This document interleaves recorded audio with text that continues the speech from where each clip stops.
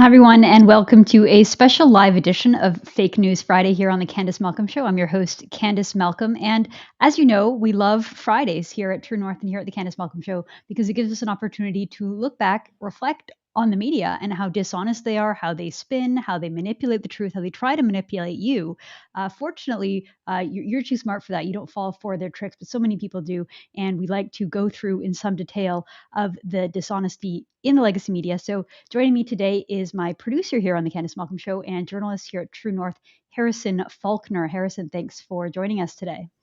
Yeah, glad to be on, Candice, and glad to do a live FNF. It's something I think that we should try and look to do more.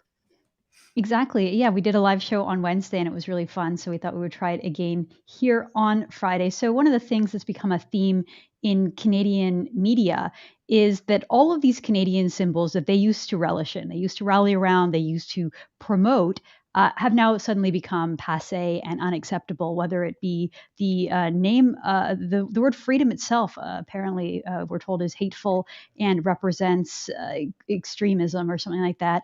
And the Canadian flag. We've seen more and more people in the legacy media telling us on Twitter and through news stories, fake news stories, that the Canadian flag does not represent anything good anymore. It now represents sort of the worst of the worst. And it's just so interesting and almost ironic, Harrison, that at the exact time as they're throwing out the Canadian flag, saying it represents something beyond the pale and reprehensible, we see them rallying around the Ukraine flag, which I get it. We're in a conflict. There's a global conflict between Russia and Ukraine. The world is getting sucked into it. And generally speaking, Ukraine is a side that was attacked, provoked, and therefore that's the side that we're on apparently. And a total unwillingness to look critically at Ukraine, to look at the fact that this is a young country, it is a deeply corrupt country, a country without the same kinds of institutions and connection to freedom, liberalism, and democracy like we have in Canada. So it's just bizarre that all of these sort of pristine liberals, media people who think of themselves as elite. They have no time for Canada and all the time in the world for a country like Ukraine. And of course, we see the complete whitewashing of Nazis. The infestation of the Nazi ideology and neo-Nazis in Ukraine is becoming a serious problem. So we're going to talk about all that today, Harrison. Let's start with the Canadian flag thing because we definitely saw this during the Freedom Convoy Oh yeah. where legacy media journalists were just triggered by the flag. The very sight of the flag is something that upsets these journalists. If you fly one from your flag, if you fly one from your truck or your vehicle, be careful. You're gonna make some liberals cry out there apparently. But we have Linda Steele, who is a radio personality down in Vancouver over at CKNW 980, and she wrote this on Twitter. Harrison, she writes, "It makes me sad that now when I see someone flying a Canadian flag from their vehicle, I immediately feel uncomfortable, sad face." So I don't really know what led her to tweet this. I guess she might have been driving on the street and seeing a Canadian flag made her feel uncomfortable.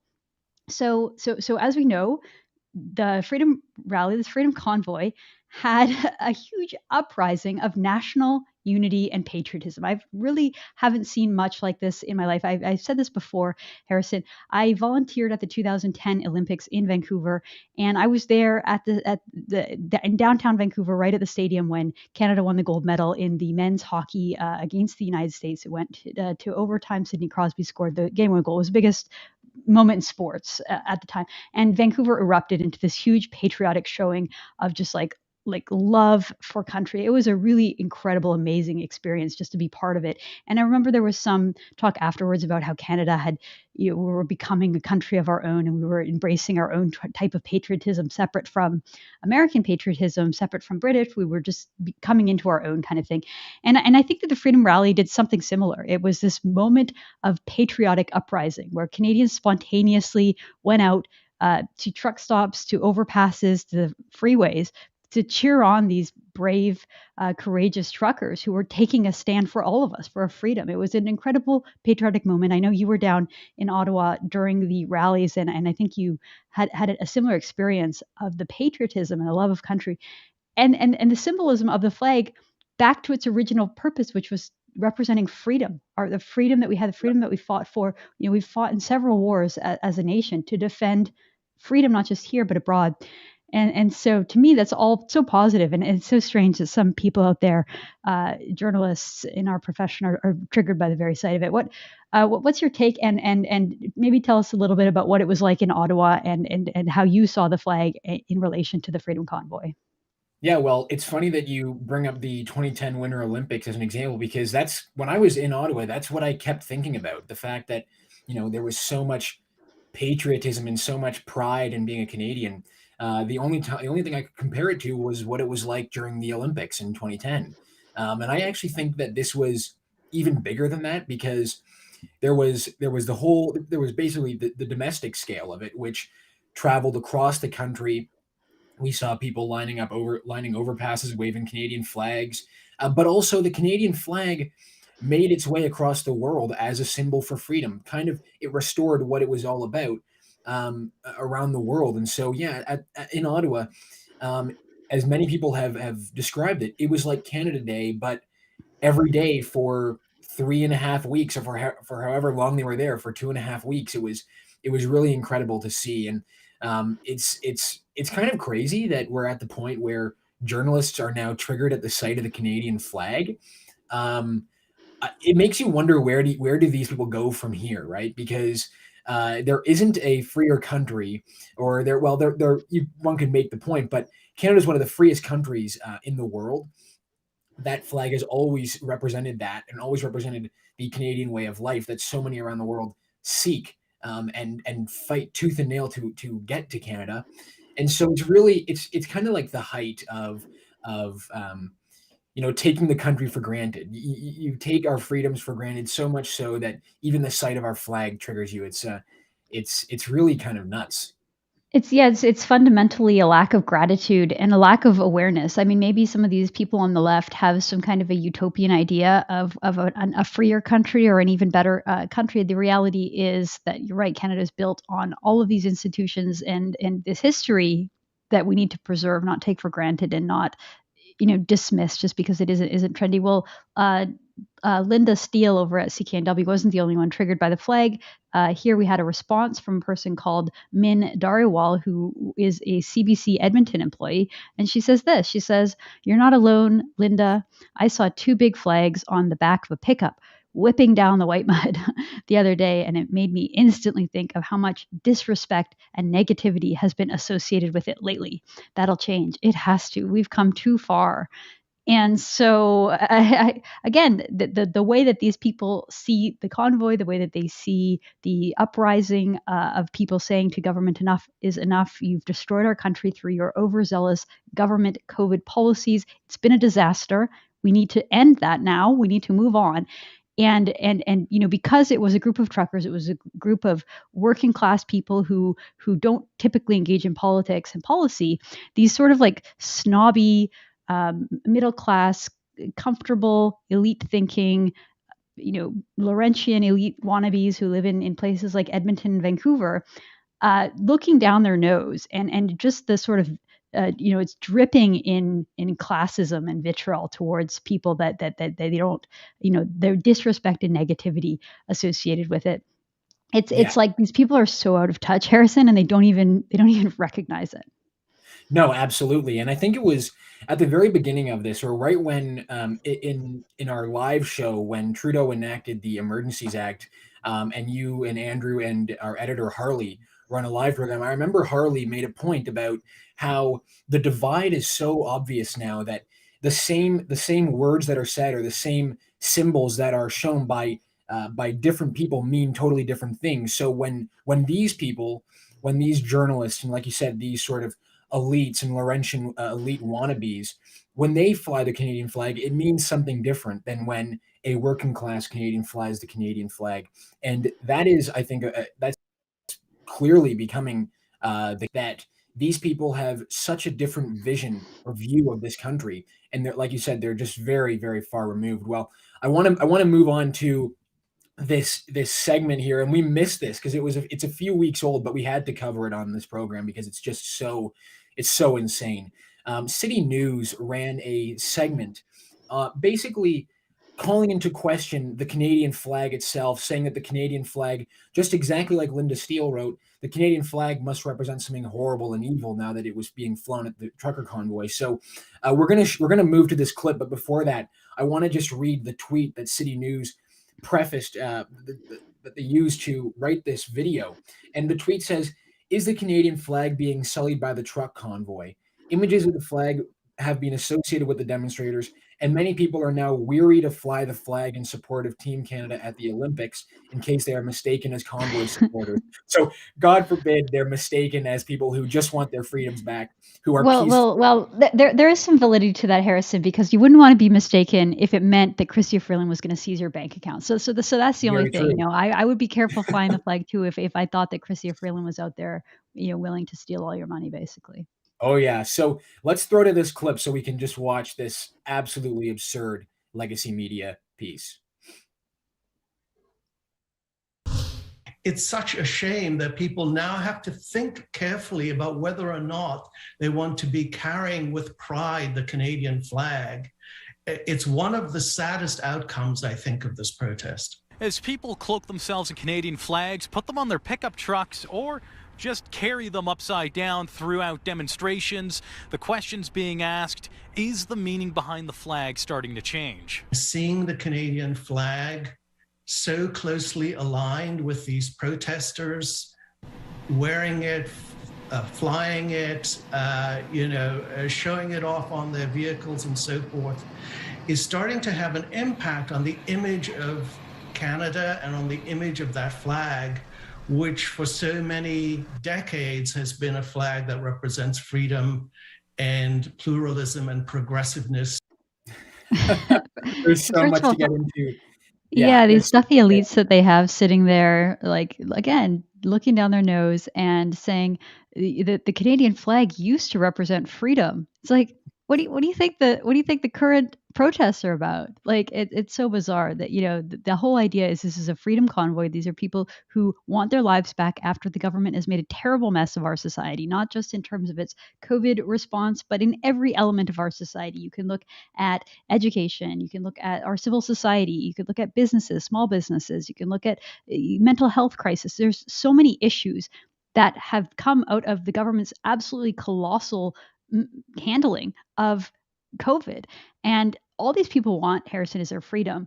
And now you have these stuffy elites saying, but the flag used to represent freedom and now it represents a different kind of freedom that we don't like. And then I like how he just kind of adds in the Canadian flag has also always represented pluralism and progressivism. It's like, I guess it's one of those things you can read into it, whatever you want. Like, to me, the Canadian flag has always represented tradition and family. Like you can read anything into it, but really, how is that news? This is just a sad state of affairs in Canadian news. No, I mean, there's so much there. This piece, they interview this guy, Clive Veroni, who's basically a no-name. I've never heard of this guy. Apparently, I guess he's some sort of expert on the flag, but they couldn't find one person to defend the Canadian flag or to basically say, well, no, I actually do think that the Canadian flag still represents what it represents to everyone in the world. And so, there's a lot there. But one thing I found interesting about being in Ottawa and talking to the protesters who had traveled with the convoy across the country was that they said that seeing the flag at these events and the event itself gave them new hope in Canada. It actually restored their faith in their own country and gave them a sort of a new sense of patriotism. And another thing too is that the trucker convoy inspired protests all over the world for freedom.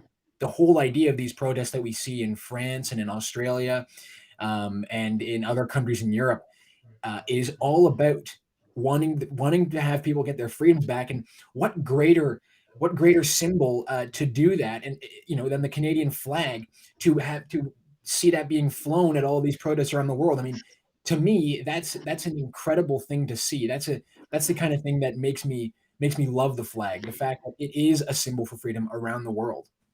Yeah, it is. And to me, if I was abroad, it happens, when if you're traveling around somewhere else and you see a Canadian flag, to me, I get really excited and I get really happy. I guess that doesn't happen to everyone. Here is David Coletto, who is a liberal pollster, and this was during this. We had to go back a couple weeks to find this. This was during the height of the protests in Ottawa. And David Coletto writes this. He says, "I'm in California for a few weeks, and on the drive into town, there was a group cheering the Freedom Convoy on an overpass and a few Canadian flags waving." Okay, again, if I'd seen this, I would have been thrilled. I would have been like, "Wow, our flag is making its way around the world." Not David Coletto. Note to everybody watching that David Coletto has a Ukraine flag in his bio, and right there he's saying no to Canada. That's not good. He says not thrilled at all that our flag has become a symbol of this. Meanwhile, he's got the Ukraine flag front and center. So you couldn't have a better contrast there. Out with the old, in with the new. Canadian flags cannot be used to represent freedom, folks. But the Ukraine, we're all about the Ukraine flag. Put that in your bio, and everybody stand together. Again, to me, Harrison, this is kind of an interesting, again, maybe the class divide. It's like there's kind of two Canadas, right? There's like the people who go out and work for a living, people who work with their hands, people who work with the elements. Canada has always been a country whose economy is based on resource extraction. So the people who work in the resource industry, broadly speaking, the people who keep the country running, right? And then you juxtapose that with the sort of Laurentian class of people who they live in the downtown cities, not even necessarily along the St. Lawrence seaboard, which is where the name came from, Laurentian. It used to sort of represent the sort of Toronto, Ottawa, Montreal corridor. But I think there's a little Laurentian elite cities around universities in Canada, and these people just have a totally different impression of Canada. Like to them, Canada is multicultural, it's progressive, it's liberal, it's the exactly what Trudeau represents. And to them, seeing the other side of Canada front and center and representing their country on a world stage, it was no longer the Justin Trudeau, the prim and proper French-speaking, sophisticated metropolitan man representing Canada. It was these sort of rugged blue-collar truckers who were out doing interviews and being the face of Canada. And I think that really triggered and shocked the sensibilities of many, and it's just really interesting to see, because to me, I was cheering on the uprising for freedom, and so many people were clearly dismayed about that, and even seeing the flag abroad triggered them. But I want to we talked about the Canadian flag, Harrison. I want to talk about Ukraine, because it's such a stark contrast, right? It's like you can no longer be proud of Canada. That's out. That's passé.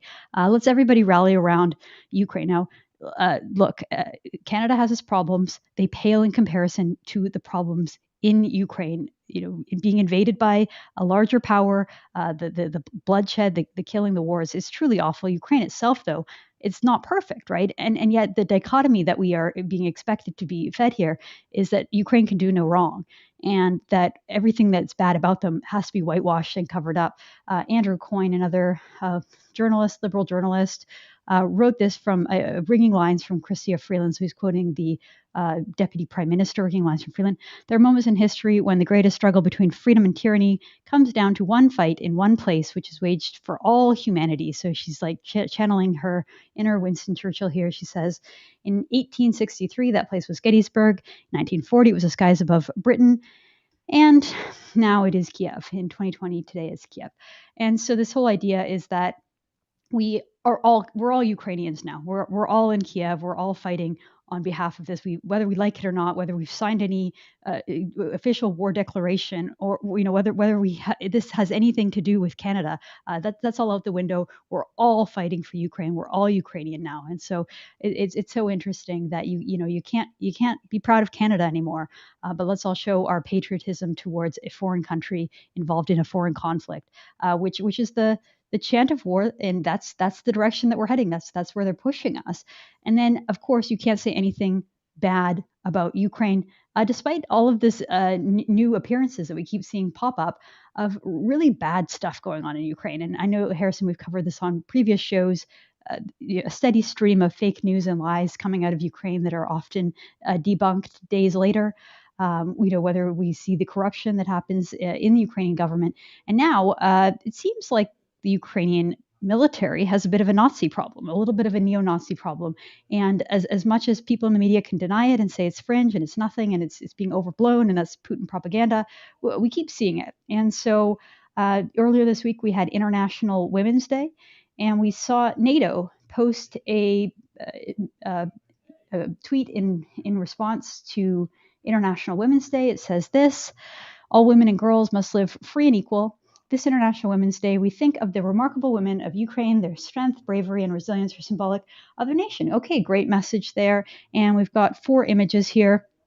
But let's take a look at that top left image, the Ukrainian female soldier here. Well, what happens when you zoom in?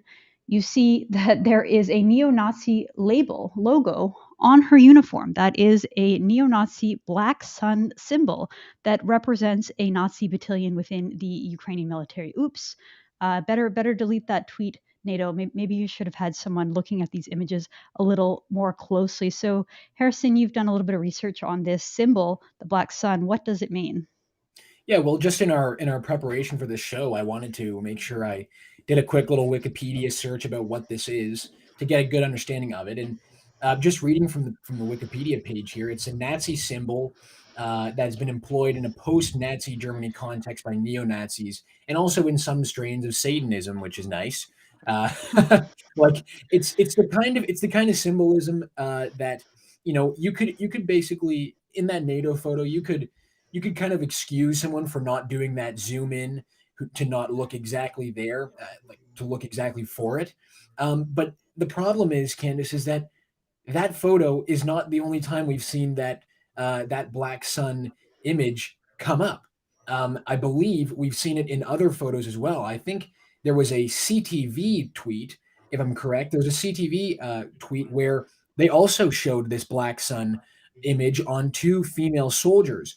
And it so much so, it got so much attention that CTV News had to put up a correction tweet, which basically apologized for airing this segment or this image with this image on it. So the tweet reads: CTV News Vancouver aired a story Tuesday that included an image of 2 female Ukrainian soldiers who are wearing an offensive symbol on their uniforms. They go with offensive symbol, Candice, instead of neo-Nazi symbol.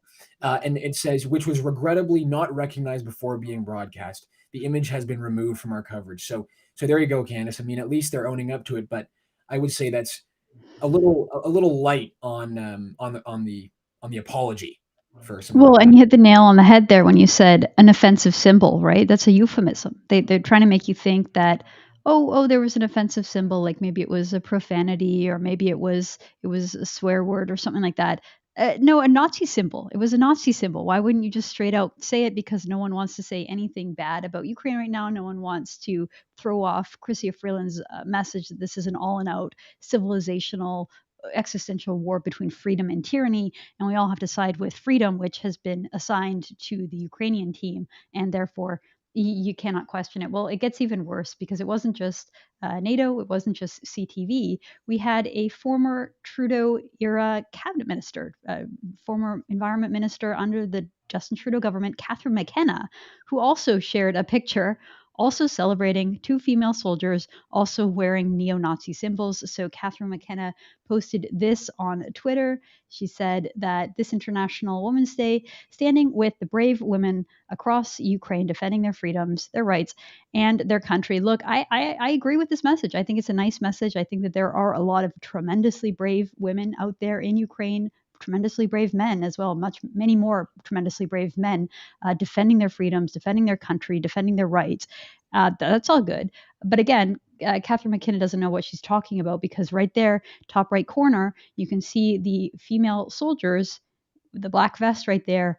You can see that Nazi sun. And once you see it, once you know that's what they use and that's how they recognize, that's how they identify themselves, you can't unsee that.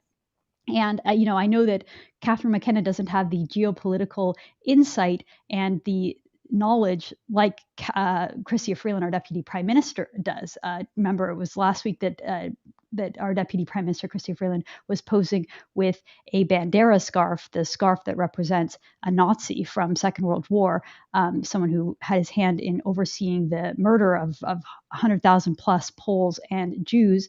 And there she was, someone who knows Ukraine inside and out, who's lived many years in both Kiev and Moscow. Chrystia Freeland cannot be forgiven for making that mistake. She knew exactly what she was holding, what she was doing. Catherine McKenna, on the other hand, I don't think that she really has that knowledge. So she unfortunately left that tweet up for several days. I know that Ezra Levant over at The Rebel was heckling her about that, saying like, why haven't you deleted this? Don't you have anyone to tell you this kind of thing? But here's the beauty of being a liberal, Harrison. You can show Nazi symbols. You can wave Nazi flags. You can have that affiliation front and center. No one's going to hold you account aside from the independent media. The legacy media doesn't bat an eye. They roll their eyes. They ignore it. In fact, they do even worse. They jump into the political fray and they begin defending the liberals against the accusations that they shouldn't be waving Nazi flags. There's so many layers of hypocritical thinking and behavior, because it's like, hello, you smeared the truckers for one guy waving a swastika. You said that they all were waving swastikas. Meanwhile, we have multiple times now where liberals have posted pictures of Ukrainians with Nazi symbolism. And the media is not only not holding them to account, they're defending them and saying that people who are raising it are Russian shills and propagandists, as we've seen in the past.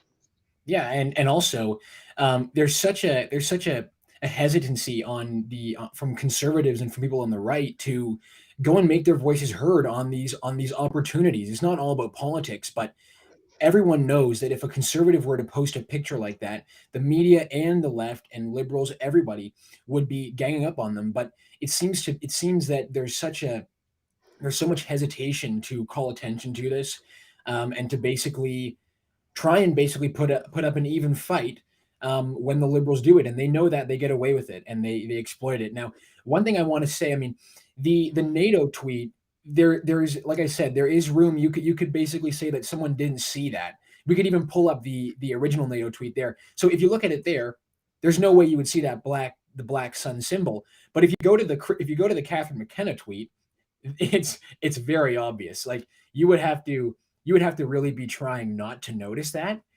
It's white on a black vest, so it's very clear what that is. You'd have to be really trying not to notice it to be sort of, I don't know, playing the ignorance card there. So yeah, I'm not sure what was going on with McKenna there, but I mean, she wasn't the only person to share that photo, right? That was shared by a lot of people. Yeah, I mean, it's front and center. It's one of those things that once you see it, you can't unsee it. And there's a broader issue here, Harrison, that is at play, which is that the media have absolutely no interest in looking into this, right? 2 weeks ago, a month ago, everyone was really, really concerned that there was some kind of a Nazi infiltration into the trucker convoy. It was never proven. It was never substantiated. It was based on nothing. It was based on one provocateur showing up at the rally for 10 minutes and then leaving. So there was no real basis for that. But the media fixated on it. They were obsessed with it. Justin Trudeau talked about it over and over again to the point of parody, where he accused a Jewish MP, a conservative MP of Jewish heritage, of Jewish ethnicity, of standing with those who wave swastikas. So when it came to the sight of a swastika in Canada, it was so horrendous to us that the media obsessed over it. Okay, I didn't appreciate that. I didn't agree with that, but that was the standard that they created. Now here we have Ukraine. A new country, a country that has a lot of civil instability, a lot of infighting and tribal sort of hatreds that are coming up. There seems to be a pretty clear issue when it comes to this Azov battalion and the neo-Nazi forces at play. But the media has lost any interest in talking about it. As recently, Harrison, as November 2021, interestingly, the media were interested in it. They had a fascination with it. In fact, there were many, many stories from that time, from just 5-6 months ago, of the Canadian media looking into this idea that there were neo-Nazi linked units in the Ukrainian military, and that Canadian officials met with them. Canadian officials were linked to them. Canadian officials were training them. And so here is one story from the Ottawa Citizen. It says Canadian officials who met with Ukrainian unit linked to neo-Nazis feared exposure by news media, according to documents. A year before the meeting, Canada's Joint Task Force Ukraine produced a briefing on the Azov battalion. You can see even in this news story, you can see the swastika on the guy's helmet. I mean, this was a major problem, and the fact that the Canadians were somehow involved with this was something that the media had interest in. They were investigating it. They were looking into it. But then suddenly, as soon as this conflict erupted, and as soon as we had Chrystia Freeland shown with that Bandera flag, it was like the media, and I can just say from personal experience, I posted that story. I think we were one of the first or the first ones to report on it, Harrison. And I was getting so much heckling from our colleagues in legacy media on, wouldn't you defend Chrystia Freeland? She's obviously not a Nazi, blah, blah, blah, blah. But it was just so interesting to see, why are you defending a politician against a journalist? Like, isn't a job of a journalist to expose politicians and hold them accountable? Why are you trying to hold me accountable?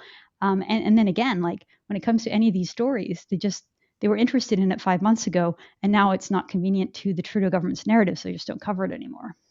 Yeah, it's unfortunate because we're not taking a side at True North. It's what we're trying to do is just basically tell what's happening from an unbiased perspective on this issue, to basically say that yes, the deputy prime minister was holding a scarf that has neo-Nazi connections. That is clear, and that's what we are doing. So the idea that you are on the side of Russia if you are criticizing government leaders for bad mistakes that they even admit to, because Freeland deleted that tweet. So if it wasn't a problem, like the legacy media are trying to paint it as, and she would have no reason to delete that. McKenna would have no reason to delete her tweet.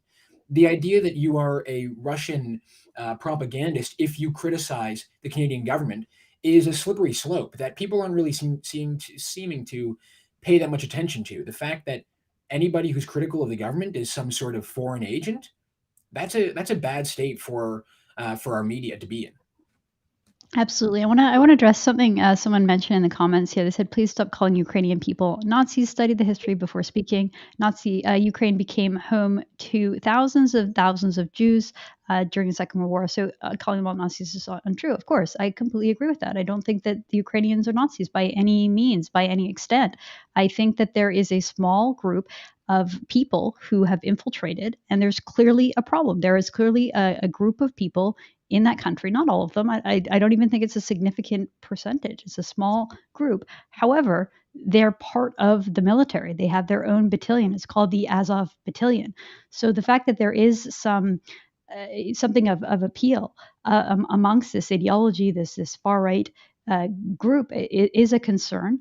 And just to compare it back to Canada, right? I don't think that Canada has a real Nazi problem. I don't think that there's a real Nazi presence in this country. I think it's really, really exaggerated. I think that there's if there are real Nazis in Canada, I've never met one. I've never seen one. They're not active. They're not involved in the political system in any way, shape, or form. There's no home for them anywhere. Despite that fact, the media are constantly trying to invent this idea that there's a fringe far right in Canada and it's infiltrating the Conservative Party and the Conservative movement. That is a lie. Whereas when it comes to Ukraine, I don't know. I don't know the extent of this issue. I don't know the extent of the influence that they have. I will just say, from the reports that I've read and my analysis looking at the situation, it seems like that is more of a real accusation and more of a real problem. There's something there where that isn't the case in Canada. So that's my only point here. And I by no means believe, and I didn't say that Ukrainians are Nazis. That's absolutely false. Most fought against Nazis during the Second World War, and that's history as well. So thanks for the question, and that's part of the fun, Harrison, of doing these shows live, is you can react and talk about these people. But there were several of these types of stories that were definitely of interest on the political left. People pointing out the fact that Canada was, through our military, was connected to right-wing extremists. We were funding them, and the government was well aware of that. So I don't expect the media to hold Justin Trudeau to his account. I don't expect him to have the same standards as they hold to the Conservatives and the opposition and the truckers. But the hypocrisy is just blaring on this one, Harrison. What do you think? Yeah, you're absolutely right that we are by no means calling all Ukrainians Nazis. That's clearly overblown. What we're just saying is that there is a public interest angle in Canada's engagement with Ukraine and what is being posted to social media. That is what our job is. So that's all we're doing. And I think when the prime minister accuses conservative MPs of standing with swastikas, then and then turns a complete blind eye to what's happening in Ukraine with plenty of evidence to document what's going on. That's then where journalists like us at True North have to step in and to call it like we see it and say what and basically do our job as journalists. So yeah, I think it's important to clarify that of course we're not saying that all about all Ukrainians. But you're exactly right. I mean, we have to do a job that some people may not find comfortable. That's often what happens in journalism. It's not comfortable to talk about. But when the prime minister accuses Canadians and conservatives of standing with people who hate swastikas, they should expect to get some sort of response when there is evidence and when there's something to be said about that. Yeah, no, and it's so true. And even just, there's a large Ukrainian diaspora in Canada. I think Canada is the largest Ukrainian population outside of Ukraine. So there's a lot of people who have their own connections, their own family history. And it's interesting. I have a lot of Ukrainian friends. I lived in Alberta for many years, and there's a lot of people, especially in northern Alberta, that are from Ukraine. And I've been trying to talk to as many of these friends as possible, especially people who still have family back in Ukraine. And one of the things I found that's really interesting, Harrison, is that there's no one way of thinking about Ukraine and their country. It really almost depends on what part of the country they're from, what where their ancestors were when they left and when they came to Canada. Because Ukraine is a very diverse place, right? So if you're Ukrainian but of Polish heritage, you might have a very very negative idea of Bandera and the role that he played. Whereas if you were someone that was Ukrainian from Kiev or something like that, wanting to fight against the Soviets, you would be more for that. So it's interesting when we look at figures like Bandera and look back at the Second World War. It's important to preface, and I always try to do this in my reports, that some people view him as a national hero, and there are statues and there are streets named after him. And I'm talking about Stefan Bandera, the Nazi leader, who started one of these movements, one of these far right movements today.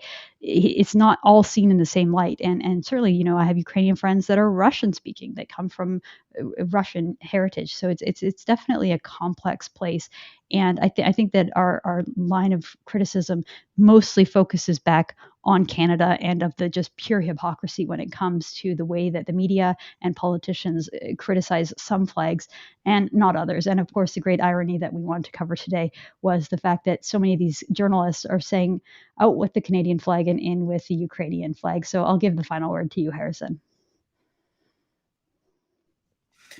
What we've seen here is by outlets like True North and other outlets that are their best to tell like it is and not be biased, not be by the government. It's why it's so important, because we've seen it time and time again that journalists in this country, mainstream journalists, are taking a side and are sticking with that side and are excusing what is newsworthy. And so again, I just think